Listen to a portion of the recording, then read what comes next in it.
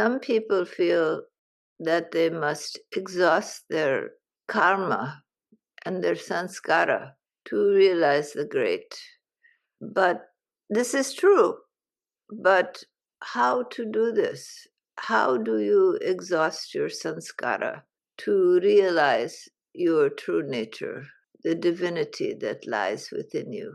How do you awaken from the slumber of the sense of I and thou, of duality, to the unity of all life?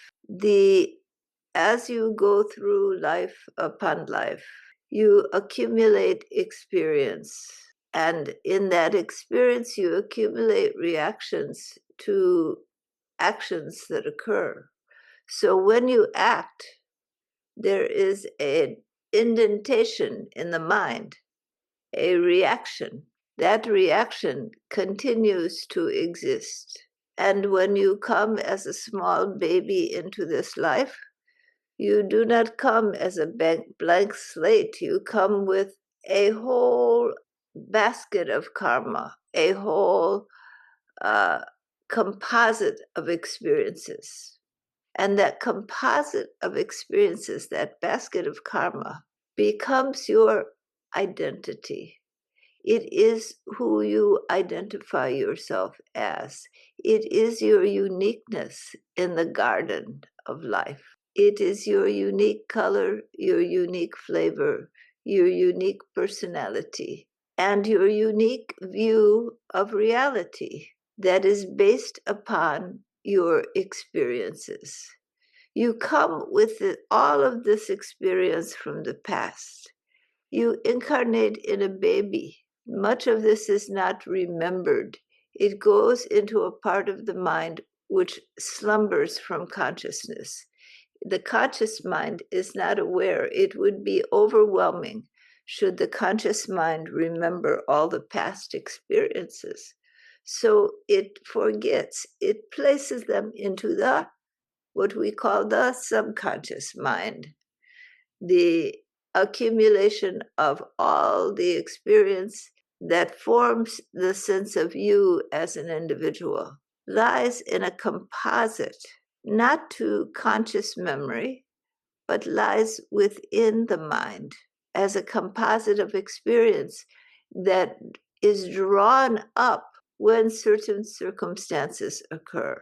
So the samskara left in the subconscious mind, these images and impressions from past experience that form your identity, are drawn into action when certain circumstances arise in your environment.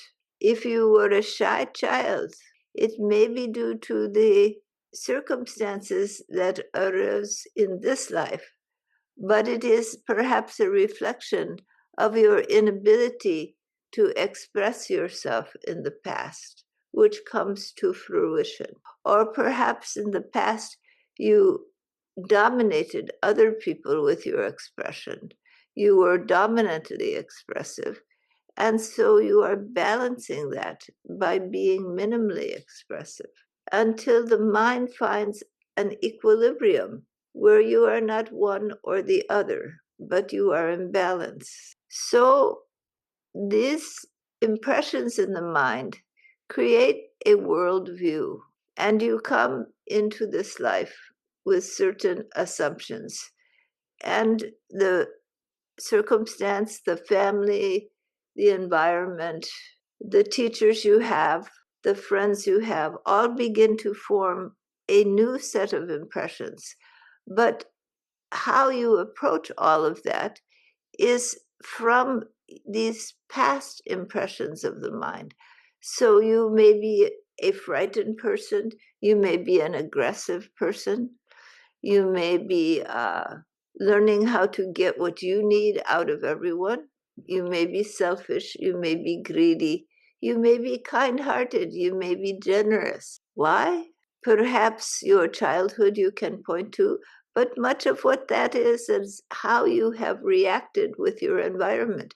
Take two people in the same environment, they will react differently. Two children, two young people, they will react differently to the same circumstance. In a very poor household where there is much arguing and fighting, and it is a very bad environment, perhaps drinking, one child will be devastated and their life will be greatly impinged.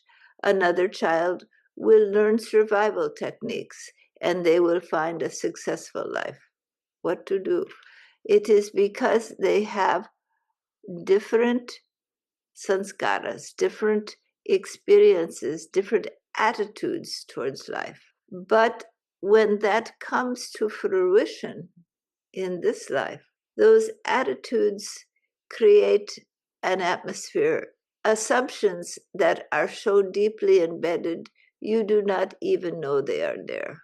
And this becomes your worldview from which your sanskaras are expressed, and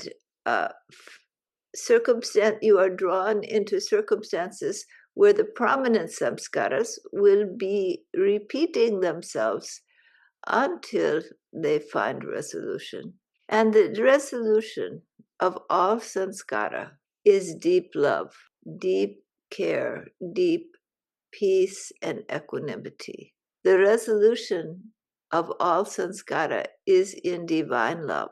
So all of these burdens you carry from great traumas, sexual assaults, being a part of a war or violence, losses of loved ones, all of these traumas that you carry, and all of the successes and all of the things that have happened life upon life have led you to this very moment.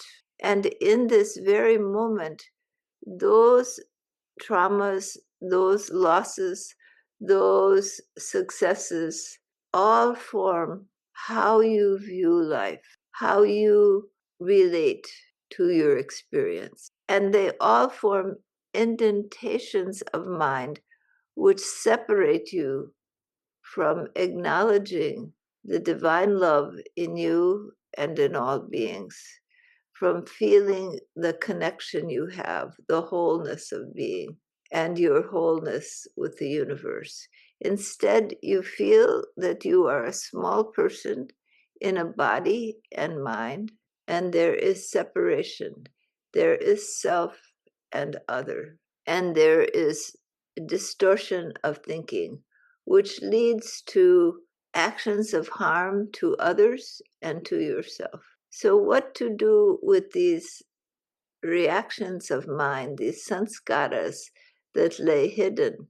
If you want to realize God, realize the divinity, the wholeness of being, what to do when all of these past experiences are there, driving you into different circumstances, different situations. And in those situations, you are creating more sanskara because of your reactions to your experience. And so it goes on.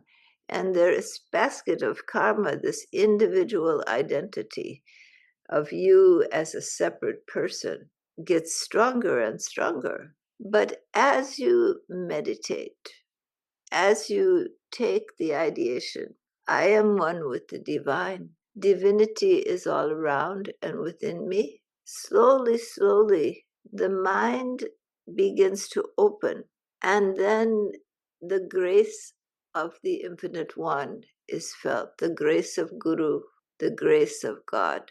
And you feel that you are held in this divine love. You feel bliss in the mind, you feel expansion, and the sense of being separate and alone diminishes. You feel connected, a part of an integral whole. You feel a unity, a love that transcends boundaries of I and thou, a love that makes all things whole, a peace that creates equanimity in the mind. You are not swayed this way or that. You feel this, and you feel this divinity descend and grace your being. When the Kundalini Shakti rises up, it begins to burn through all of these different sanskaras, and they rise to the surface in your life. And different circumstances happen to accentuate your growth and development. Some may be very pleasant, some may be unpleasant, but there is a quickening of this process. But that quickening alone will not suffice. It must be this grace, this connectedness to the divine, where the divine descends into you and you ascend into the divine. And you feel you are one with Guru, you are one with God, you are one with the whole of being, with the universe. And that experience creates a new impression in the mind. And the mind recognizes there is a different pathway, a different avenue to follow than the old habits of mind. Suddenly, there is the realization that there is a different way of being, a different way. And you want to have that. It creates a passion. But how to come out of your formed identity as an individual and relax into that love? This passion for that love, for that divinity, for Guru, for God, that passion grows. And as that passion grows, it begins to burn away the limitations because there is a desire for this experience of the God self, which you have tasted. You got a little taste of grace. And then from that little taste, you want more. And this passion, this love, it begins to dissolve the old identities because they no longer serve you. They begin to fade away into this passionate intent to feel that love and that equanimity. When you follow yamas and niyamas, it brings the mind into balance so that you are not so pulled this way or that by this reaction to an experience, that reaction to an experience. The mind is able to maintain more equanimity, which enhances your ability to continue in this process. But the key is exposure to divine grace, the confusions of mind opening up a little so that the sun of infinite being may shine through into your mind and open and unlock your heart. And when the heart is opened and unlocked, then that passion does a great deal. That love, that intention does a great deal to burn through and put aside all of these reactions of mind, all of these prior identities. You cannot go back and solve each and every problem you've had, every trauma you've experienced, every loss, every desire that has been unfulfilled. If you think the cause and effect to go back, resolve it, then come to the next one, go back, resolve it. It is an endless process. It is not the way to awakening, to self-realization. For self-realization, you need exposure to the self, the deep self, the true self. That exposure creates the goal in the mind, the image, the feeling there is something there I want to go towards. And the stronger that passion, the more the extraneous identities of self begin to fall away. There is a very large inhibition. You don't want to be a megalomaniac, think, I am God, I am Guru. You don't want to be in a distorted ego. That is true.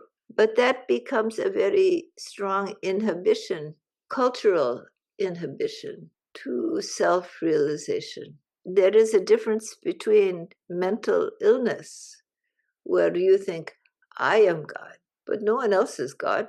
But when you sink into the true letting go of self, the feeling comes that you are God indeed. You are one with the infinite. You are. The infinite is in every cell of your body, in your voice, in your mind, in your hearing, in all that is. And it's in everyone else. All is divine. This is not a delusion or an illusion. It is connectedness to the deeper self. And in that, there is no acquisition and no loss, for all remains a part of the whole.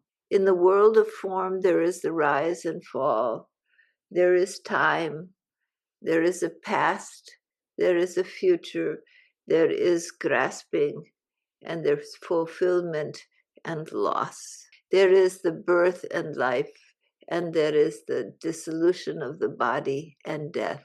This happens in the world of form, but consciousness exists from a deeper stratum than form. It is, all form is made of consciousness. Consciousness is not disconnected from form, but it is more lasting. Forms come and go. Minds develop out of this primal reactions, and consciousness associated with mind, Atman, holds that mental sphere, that basket of karma. Also, all individuality has this connection to divinity.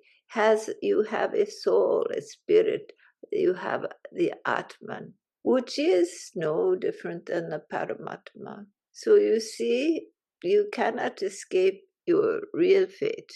Your real destiny is to awaken to your true nature, to realize the self of yourself, and to let go of your identity with this basket of karma, with all of these reactions of mind. Yes, they are there. They are in the mind and in the body. They're really not going anywhere. They are, many of them, physiological in the body. As long as you inhabit the body, there will be certain issues. As long as you live in the world of form, you will need to function in form, and you will have attachment to form and loss of form. But the deeper you go into realization of the self, it burns away all of this karma. In other words, you begin to surrender, let go of all of these identities, and accept the perception that divinity lies everywhere and that it lies around you and within you. And even all of this karma, which is holding you to this sense of individual self, is but a dream in the mind of the infinite that can be blown away when there is deep acknowledgement of the true self. That acknowledgement of the true self is like a wind that blows away the karma. It dissolves in that. And the more exposure you have, the greater that truth of the deep self becomes the reality in the mind. And the identity associated with individuality and all of these actions and reactions becomes less and less. And as the love grows in magnitude and the surrender is there, then you look at your own sense of self and you see there's no one there. Only the God lives in this world. Only Guru abides. Only God abides. There is no separate self. And with that realization that the one abides, for a moment, the separate self and all of this basket of karma cease to exist for you. For your consciousness is freed to its own inherent nature. Then the world of form comes back, and you go back and forth like this until slowly, slowly, as mind grows in magnitude and adjusts to this to the experience of divinity, of the infinite love and equanimity of the one true self, then the veil thins. You live in the world, but you see all around you God. You see all around you Guru. You see all around you the one true self. And within you, only that one abides. As long as you live in a body, as long as consciousness is in form, there will be the experience of form. But the love that is there washes away all duality. This basket of karma ceases to bind you.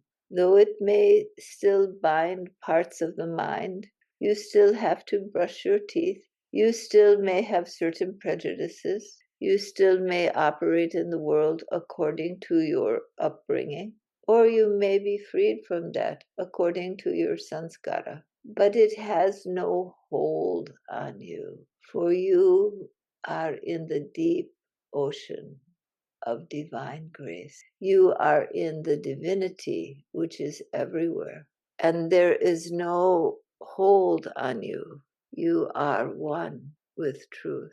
That is the grace. That is the love. And the karma dissolves in that love, dissolves in that truth. It doesn't bind consciousness. The body exists, the mind exists. Perhaps you have certain attitudes, certain approaches, culturally bound. That is the nature of mind. But your identity is not with the body and the mind. Your identity is with the soul, with the Atman, melted into the Paramatma. Your identity is with the one true self. And though events rise and fall, there is an equanimity that goes unchanged.